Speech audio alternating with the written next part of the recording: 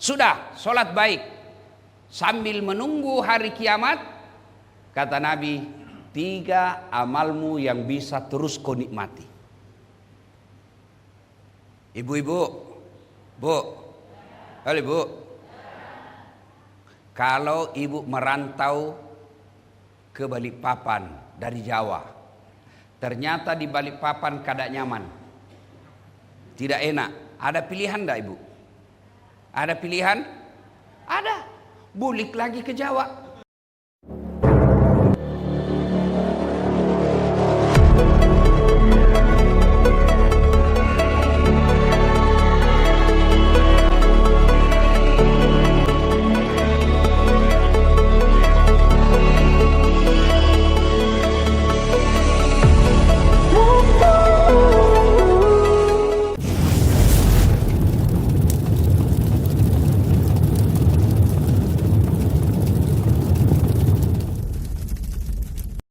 Orang yang datang pada kesempatan ini, orang yang betul-betul andai dia mahasiswa, nilainya A+, tidak ada lagi di atasnya.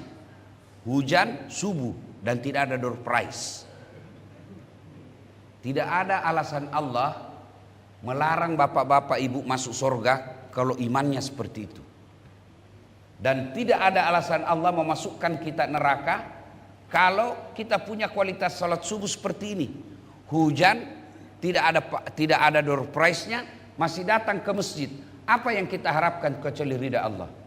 Lain kalau kita pegawai negeri, ada Pak Rahmat Masud datang, tentu mau cari muka sama Pak Wali Kota.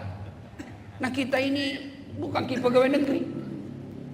Lain kalau misalnya ada acara di sini, ada door prize, payung, setrika, rice cooker, datang pasti mengharap door prize. Tapi hari ini tidak ada. Dan kita datang. Apa yang membuat kita datang? Kita ingin mendapat ridha Allah Subhanahu wa taala. Bapak Ibu yang saya muliakan, ketahuilah orang masuk surga di akhirat kelak bukan karena tidak ada dosanya. Kalau orang masuk surga karena tidak ada dosa, tidak ada isinya surga Pak, kecuali Rasulullah Muhammad SAW. Mana ada manusia di sini tidak ada dosanya? Mana? Saya lihat dulu nih. Muka penuh dosa semua ini Pak. Lalu kenapa orang masuk surga? Ditimbang kebaikannya sebelah kanan, timbang keburukannya sebelah kiri. Ternyata perbedaannya lebih berat kebaikannya daripada keburukannya, meskipun selisihnya cuma 0,1%.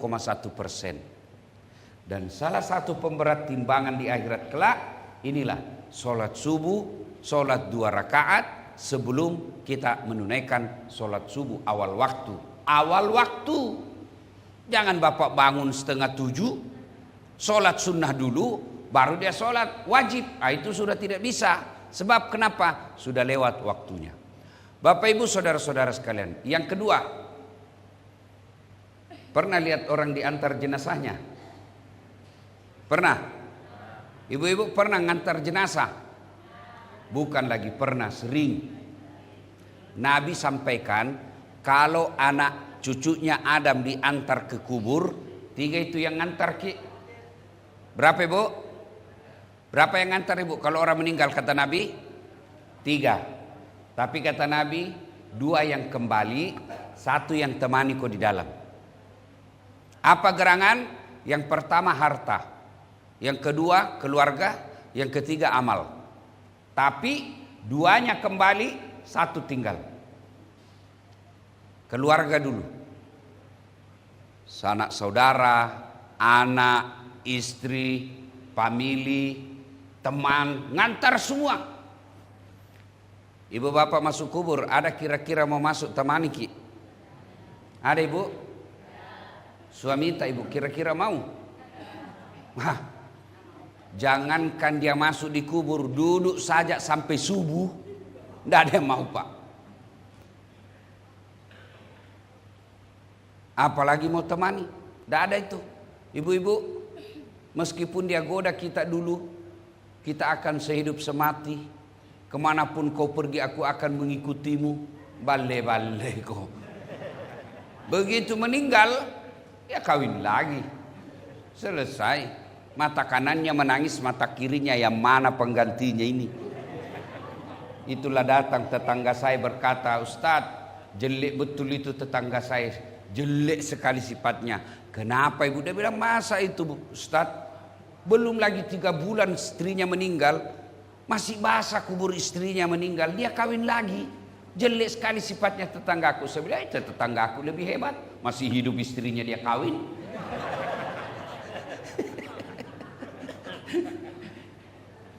Yang kedua, yang antar kita apa? Harta. Yang banyak mobilnya, keluar semua mobilnya, motornya, karpetnya, payungnya, keluar semua. Begitu masuk kubur, ada harta yang ikut masuk? Ada ibu?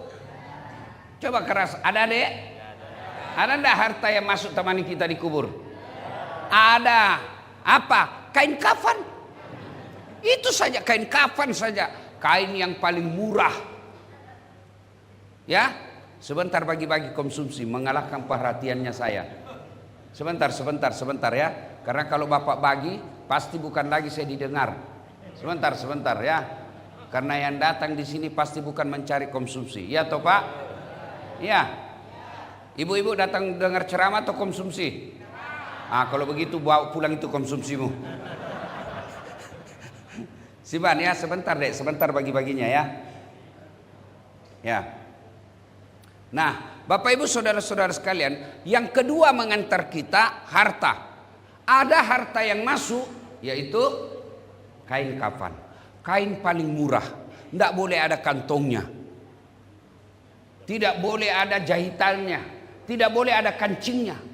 Ini adik-adik pemuda Pancasila, besok-besok kau mati, jangankan itu, pakai kau lagi kaos kaki dibuka, hartanya ibu, gigi palsu dibuka juga, tidak boleh kau bawa gigi palsu, bawa tidak boleh. Itu bukan asli, yang palsu aja disuruh buka. Harta yang kita bawa hanyalah kain kafan. Ini bapak-bapak ini yang di depan saya, yang muka-muka sakaratil maut ini, nah lio-lio sakarat sama mana bapak dia depan saya. Bapak besok-besok meninggal, sudahlah. Tidak ada harta yang ikut, tidak ada, kecuali kain kafan. Maka ada orang kaya sekali, ini cerita, kaya betul. Ketika usianya sudah senja, dia panggil anaknya, nak, maukah kau menemani saya 1 hari sampai 40 hari di kubur? 40 hari pertama, karena menurut riwayat 40 hari pertama di situ sesi seleksi tanya jawab yang paling berat. Nabi bilang, temani karena 40 hari setelah dimakamkan, ambil kau hartaku 50%. Nabi bilang anaknya, mau dia apa harta 50%? 40 hari di dalam, enggak mau saya pak. Kecewalah bapaknya, dia bilang, setengah mati ku carikan harta ini anak. 40 hari saja saya suruh temani kak, dia tidak mau. Dia bilang sama istrinya, kau mungkin sayang temani kak setelah meninggal? Dia bilang, anakmu saja tidak mau. Akhirnya dia panggil adiknya, dek, kau barangkali saudaraku yang mau temani saya. Dia bilang saudaranya, anak istrimu saja tidak mau, apalagi saya.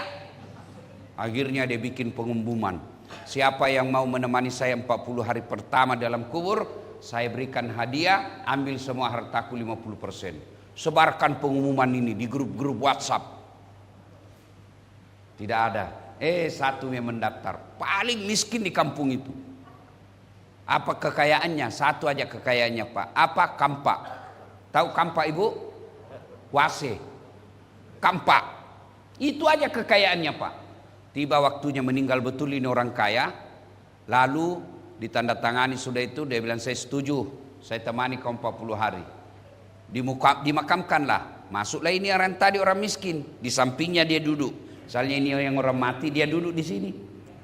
Datang malaikat pencabut nyawa, dia lihat, kenapa ada orang hidup di sini? Baru saya dapat ini orang hidup ada dalam kubur.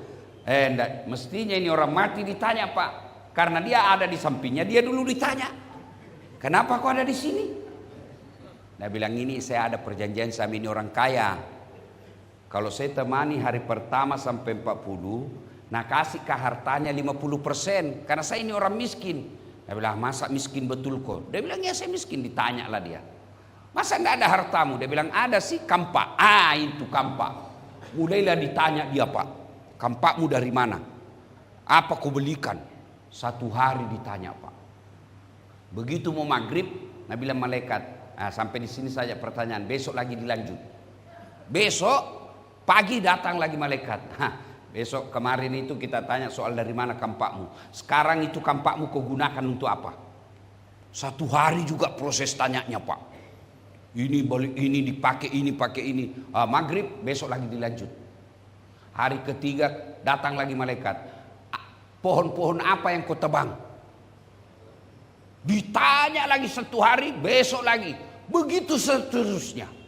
Di hari ke-40 datang malaikat, belum ditanya dia lompat naik ke atas. Bertepuk tangan semua orang. Hebat. Dapat maku harta.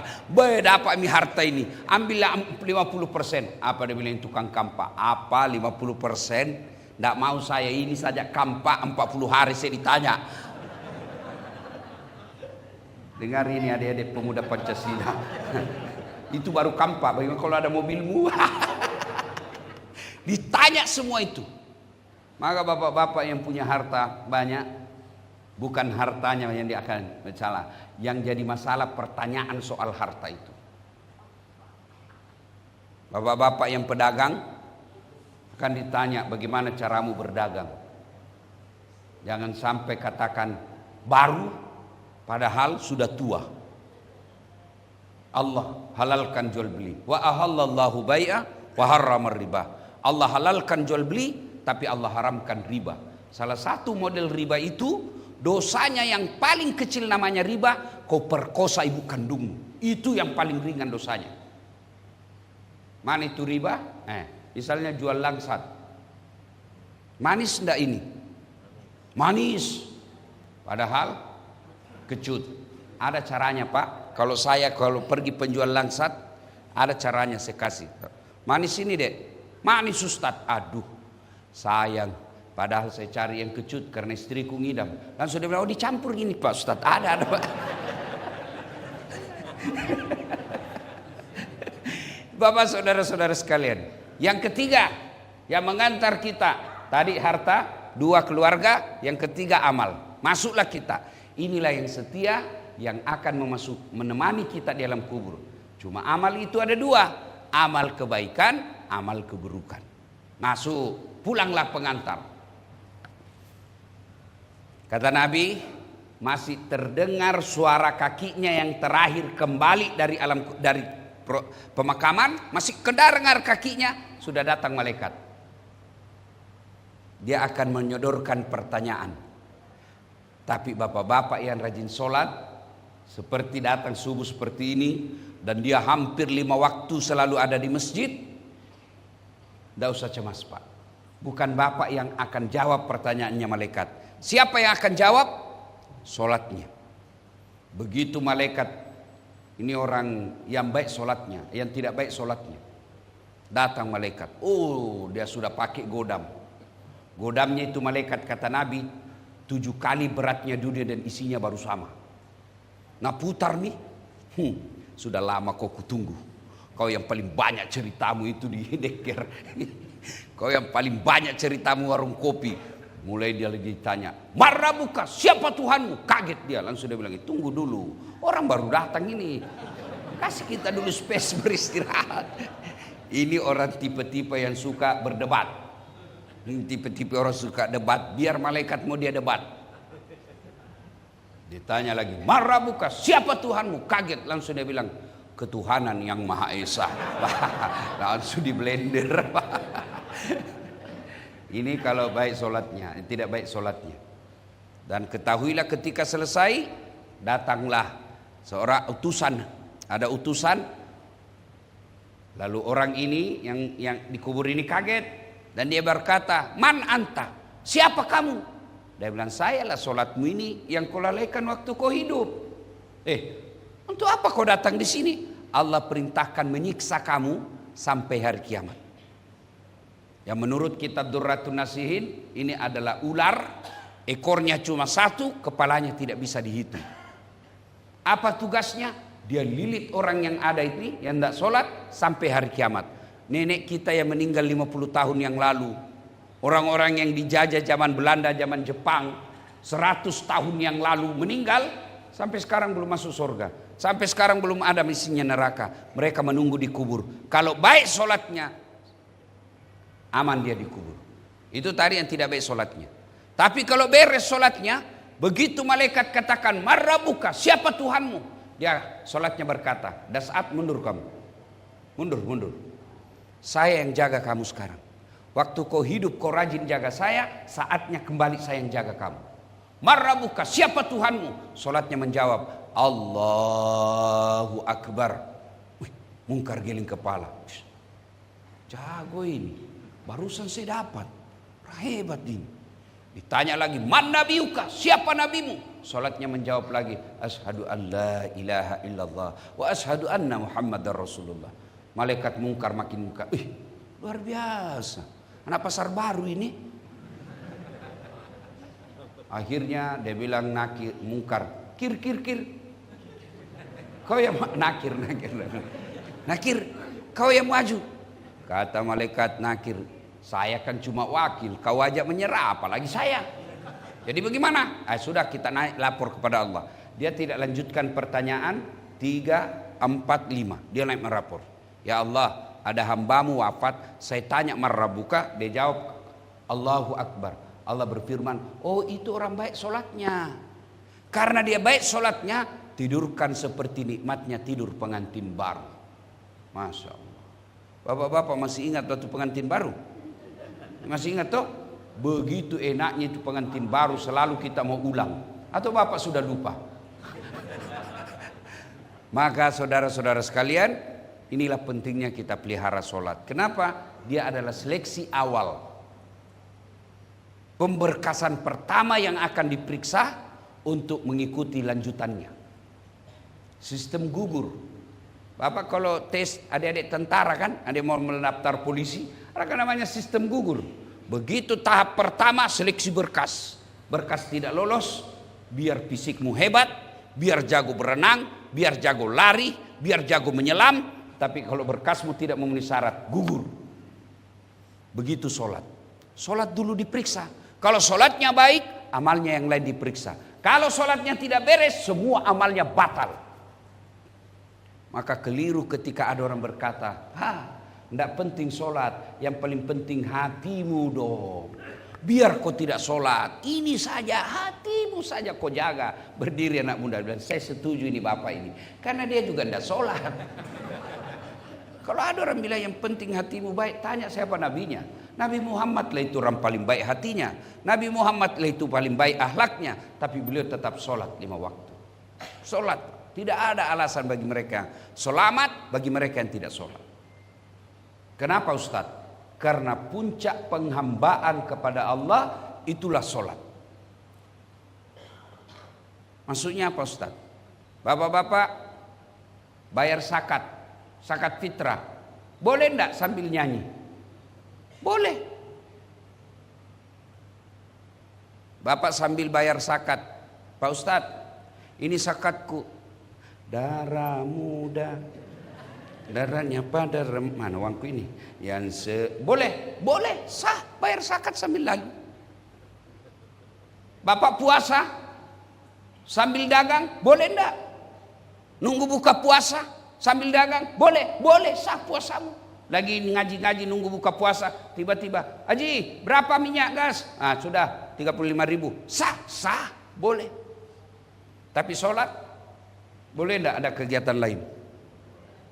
Allahu Akbar. Bila kamu di sisiku. Wah, orang gila ini Pak. Iya. Ketika lagi sholat, Allahu Akbar, ruku, tiba-tiba, "Haji, berapa gas?" "Tunggu sebentar ya, saya sholat." Batal. Itulah kenapa sholat. Karena puncak penghambaan kepada Allah. Sehingga orang yang baik sholatnya baik. Inna sholata tanha anil fasah wal munkar. Sholat itu mencegah kalian dari perbuatan keji dan mungkar. Apa perbuatan sifat yang paling pertama dilakukan hamba makhluk kepada Allah? Bukan zina, bukan zirik, apa? Sombong. Jin disuruh sujud kepada Nabi Adam. "Jin, sujud kau. Ini makhlukku paling mulia, Adam, manusia." Jin katakan, saya tidak mau. Kenapa? Dia anak baru kemarin. Dia diciptakan dari tanah. Saya dari api. Derajat saya lebih tinggi. Tidak mau jin sujud. Sombong. Kata Allah, keluar kau dari surga. Ketika sholat jangan kau ada sombong. Itu makna sholat sujud. Adik-adik, anggota tubuhmu paling mulia apa? Bapak-bapak, anggota tubuh paling mulia apa? Kepala. Paling hina apa? Kaki. Maksudnya apa Ustaz? Kok bapak bercanda sama saya, dorong dada masih ketawa saya pak. Dorong pantat saya masih senyum. Dorong kepalaku, kurang ajar kau. Iya toh, kenapa? Alena beliau. Yang terhormat ada di kepala. Yang hina apa? Kaki. Maksudnya apa Ustaz? Bapak kasih saya duit 5 juta, tapi pakai kaki. Ustaz, 5 juta ya? Saya bilang, biar miskin, jangan kau hina saya tikam kau. Iya toh? Kenapa? Ini hina. Tapi ketika kau temu dengan Allah, kepalamu yang mulia ini rendahkan sehina-hinanya seperti telapak kakimu. Itulah makna sujud. Jadi orang kalau baik sholatnya, dia tidak ada rasa sombongnya. Tapi kok ada orang sholat masih petantang petenteng, masih sombong, baru caleg, wadah deh. Kayak dia sudah punya pasar. Baru anggota DPR, sombongnya minta ampun. Ada wakil rakyat begitu kan? Kalau dia jalan warung kopi, kayak dia sudah tidak injak tanah. Padahal dia cuma wakil rakyat. Ibu-ibu saya mau tanya, adik-adik nih. Mana lebih tinggi posisinya wali kota dengan wakil wali kota? Mana lebih tinggi posisinya Pak? Wali kota. Kapolda dengan wakil Kapolda. Mana lebih tinggi posisinya? Iya, presiden dan wakil presiden, mana lebih tinggi? Iya. Ini rakyat, dia cuma wakil.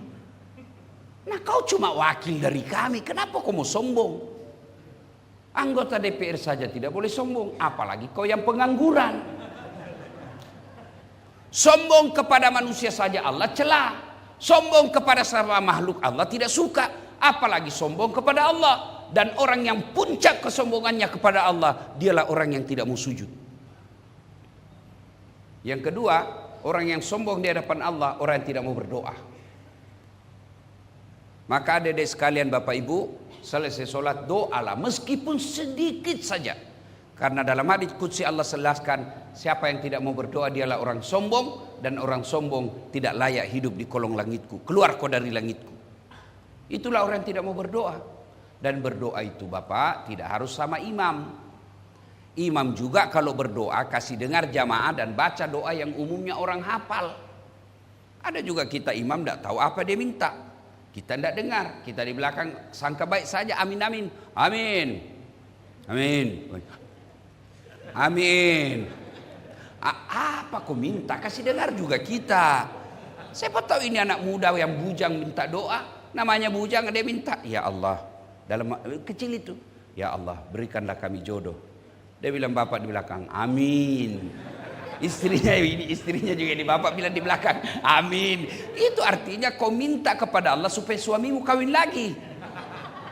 Maka berdoa, usahakan Pak Imam doanya, keraskan, dan tidak mesti bahasa Arab. Tidak mesti bahasa Arab. Boleh bahasa Bugis, boleh bahasa Banjar, boleh bahasa Jawa. Bahkan boleh tidak ada bahasa, pakai bahasa isyarat saja, boleh.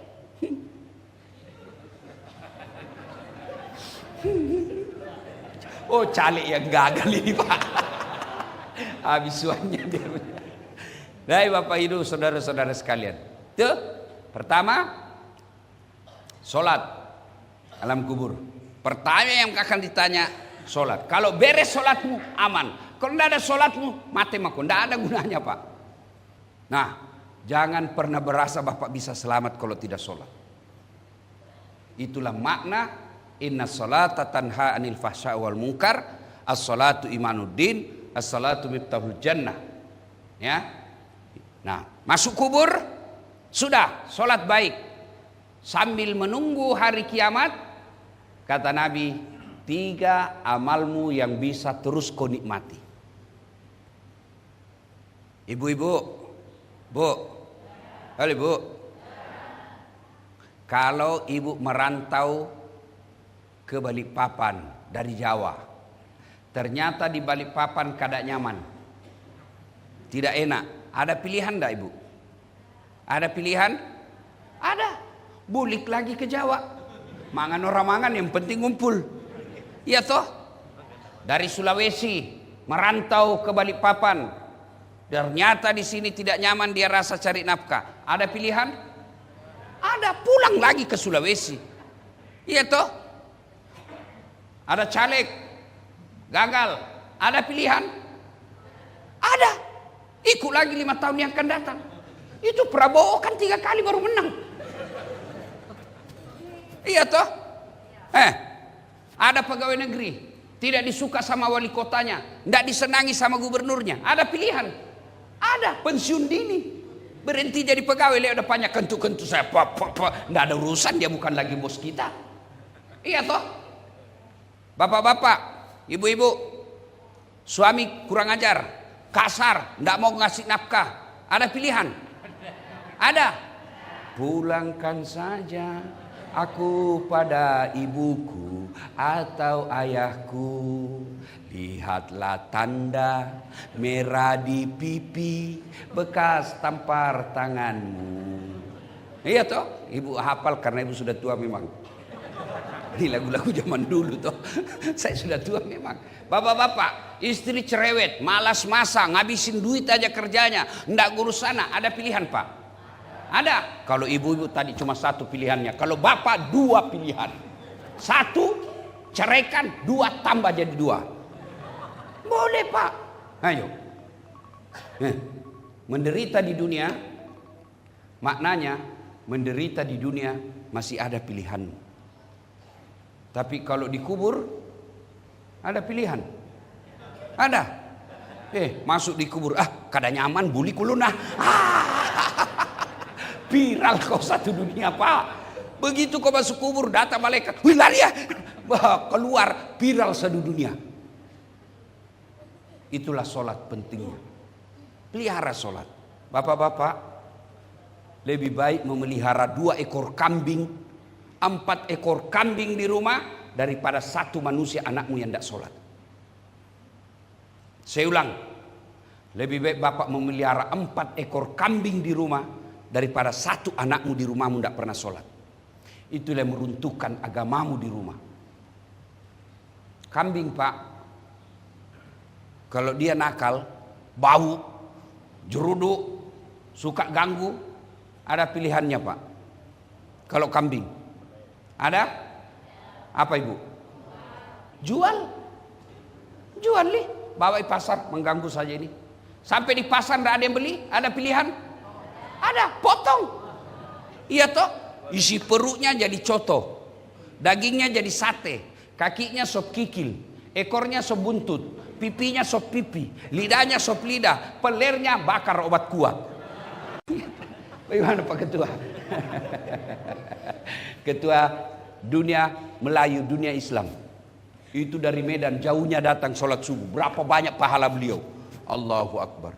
Ya, ayo bapak saudara-saudara sekalian. Ada pilihan. Kambing jual, nggak laku, potong, makan sama-sama.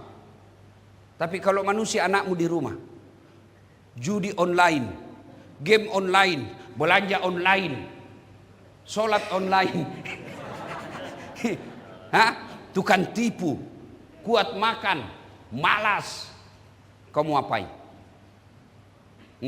Mau diapa? Apa? Mau apa? Jawab nih sekarang. Kau mau apa? Jual, siapa yang beli? Potong, siapa yang mau makan? Itulah makna lebih hina dari binatang. Maka sholat. Alhamdulillah, bapak-bapak kalau sudah rajin sholat seperti ini, tidak usah cemas. Insya Allah, Allah akan berikan keselamatan alam kubur. Nah, setelah itu, maka 3 yang menolong kita. 1, anak yang soleh dan soleha. Tidaklah dijelaskan oleh Nabi, anakmu yang jadi kepala dinas, anakmu yang jadi wali kota, anakmu yang jadi gubernur, anakmu yang dokter. Tidak. anak yang soleh dan soleha. Bapak-bapak yang saya hormati, anaknya bapak bisa enggak jadi tentara dan polisi tidak pernah daftar Akpol atau Akmil? Bisa enggak jadi tentara? Enggak mungkin. Ibu-ibu, bisa enggak anak kita jadi anggota DPR tidak pernah caleg? Bisa enggak? Bisa, bawa sendiri kursi duduk di pekarangan. Jadi orang gila. Ya toh? Ya. Bisa enggak ibu-ibu anaknya, bapak-bapak? Bisa enggak anaknya bapak jadi dokter tidak pernah kuliah fakultas kedokteran? Tidak mungkin toh. Bisa enggak anak kita jadi insinyur tidak pernah kuliah di teknik? Tidak mungkin. Tapi bisa enggak anak bapak soleh dan soleha meskipun tidak jadi polisi dan tentara? Bisa. Bisa enggak anak kita jadi soleh dan soleha meskipun tidak dokter? Bisa. Lalu kenapa kita rasanya lebih senang anak kita jadi dokter, jadi tentara, polisi, jadi anggota DPR, dan tidak pernah risau meskipun dia tidak sholat? Tidak ada gunanya anakmu anggota DPR kalau dia tidak pernah sholat, karena DPR-nya dia tidak akan bawa masukkan kubur. Tidak ada anakmu jadi dokter yang kau bayar sampai puluhan juta menyogok supaya lulus, lalu anakmu itu dokter yang tidak pernah sholat. Meskipun anak kita pengangguran atau kerjanya cuma jual-jual sayur di pasar, tapi 5 waktunya lengkap di masjid, itulah yang akan menolongmu nanti di kubur. Bapak Ibu, terutama kita yang sudah tua, mau tiap masa depan bapak di kubur, mau tahu masa depan bapak di kubur, lihat anakmu sekarang. Lihat anakmu sekarang. Kalau anakmu tidak pernah kau dapati pergi pengajian, anakmu tidak pernah kau lihat ke masjid berjamaah, bakal sengsaralah hidup kita di kubur nanti. Maka bapak-bapak yang punya anak, dorong anak ke masjid. Beliau juga ketua BKPRMI, ketua umum pemuda remaja masjid se-Indonesia. Adik-adik, ini yang ceramah sekarang tidak pernah mondok, tidak pernah pesantren. Coba bandingkan ustadz, sebut ke ustadz kondang sekarang di Indonesia. Sebut. Guru kita Ustadz Abdul Somad dari Mesir, guru kita Adi Hidayat dari Libya, guru kita Haddan Antaki dari Mesir semua. Dasat Latif dari Unhas, Sospol. Kok bisa jadi ustadz? Saya pikir-pikir salah satu sebabnya Allah pelihara saya, rumah saya tempat tinggal selalu dekat dari masjid. Di kampung rumah saya tidak sampai 200 meter dari masjid. Saya pindah ke Makassar setelah tamat SMP. Pertama kali saya tinggal di Makassar, tinggal di Yosudarso, dekat juga dari masjid. Pindah dari Yosudarso ngontrak ke Jalan Harimau, oh lebih dekat lagi, cuma guling-guling saya ketua sudah sampai di masjid. Pindah lagi di situ, ketok Dopuli lagi, dekat lagi dari masjid. Sekarang saya tinggal di Hertasning, tidak ada masjid, saya bangun masjid depannya. Bapak-bapak kalau mau kirim anakmu ke Jawa, mau kirim anakmu ke Makassar, mau ngontrak atau beli rumah, lihat yang dekat dari masjid. Pergi lihat rumah 10 menit dari bandara. Tiap hari kau mau pindah pesawat, 10 menit dari rumah sakit. Berdoa kau supaya kau tidak indah rumah sakit nak kau meninggal. 10 menit dari pasar mall, mau kau tiap hari pergi belanja.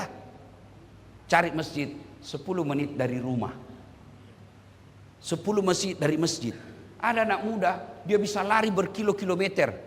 Ada orang tua dia boleh naik sepeda sampai puluhan kilometer. Rumahnya dari masjid dalam kompleks tidak pernah dikunjungi.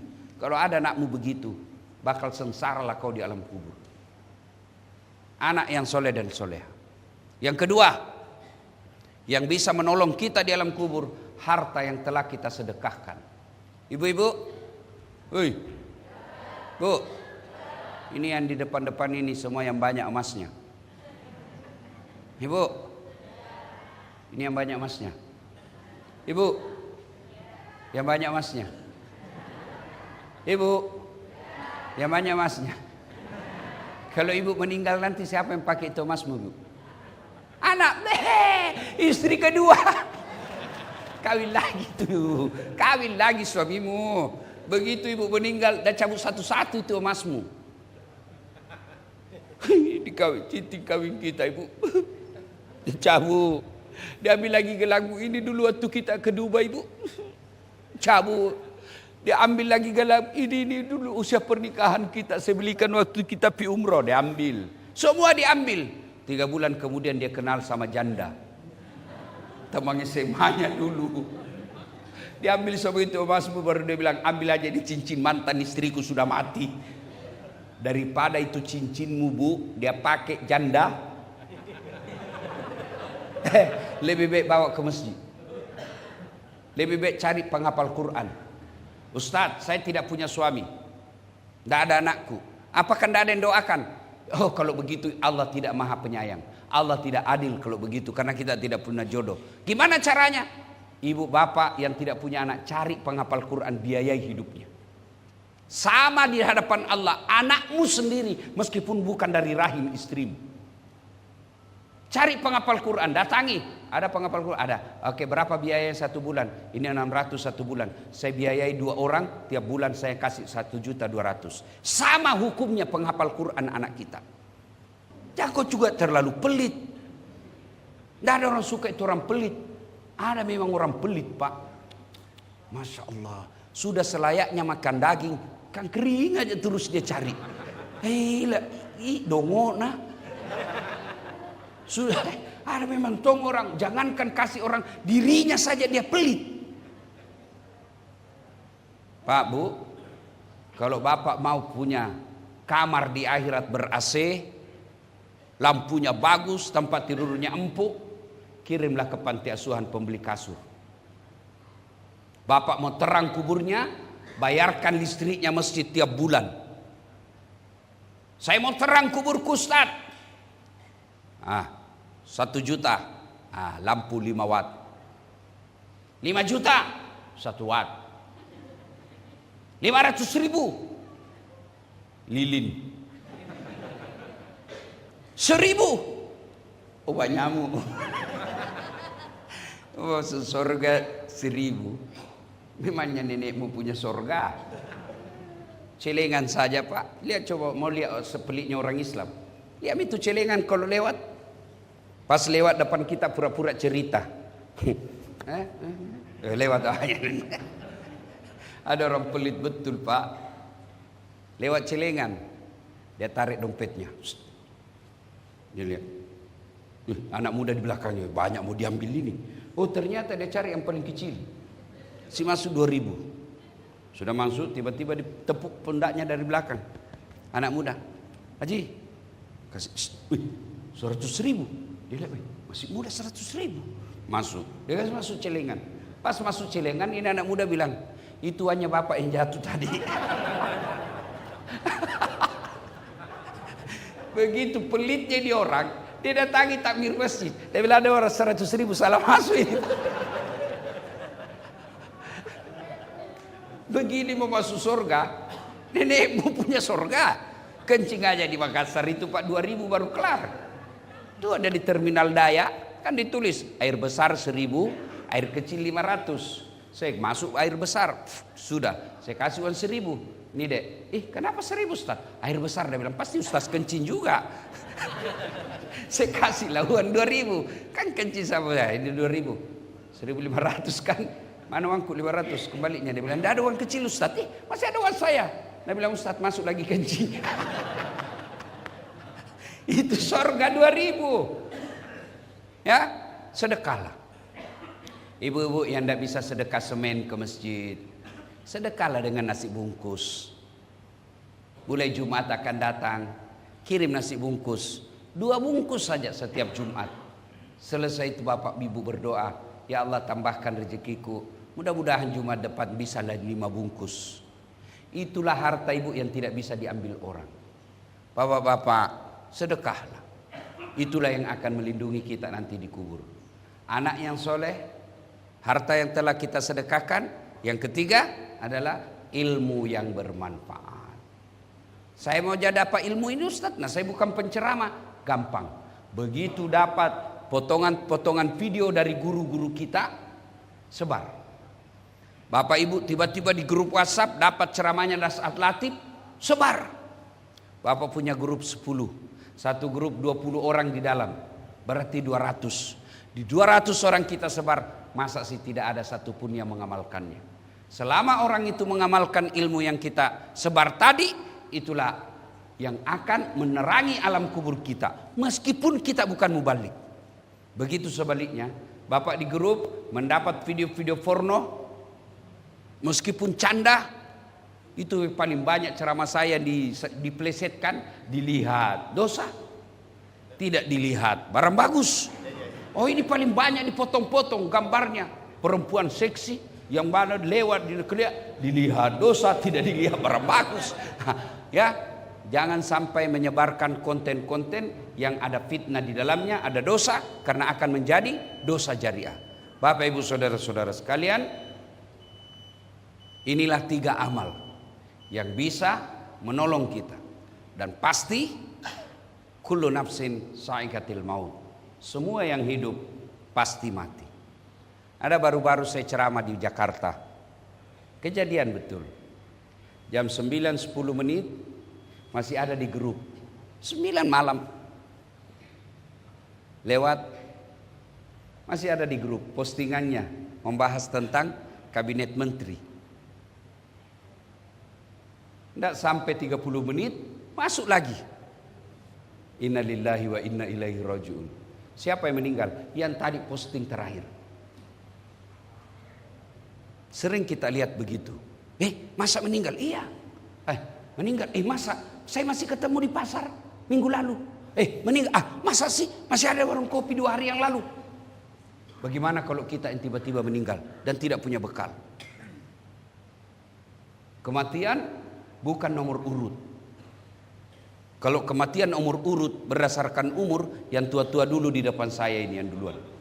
Tapi kematian nomor undian. Siapa yang naik siapku. Maka pelihara sholat adalah bukti konkret kita siap menghadapi kematian. Demikian, mudah-mudahan ada manfaat. Saya tidak tahu apa ada tanya jawab atau tidak. Kalau ada silakan, saya persilakan. Tidak ada?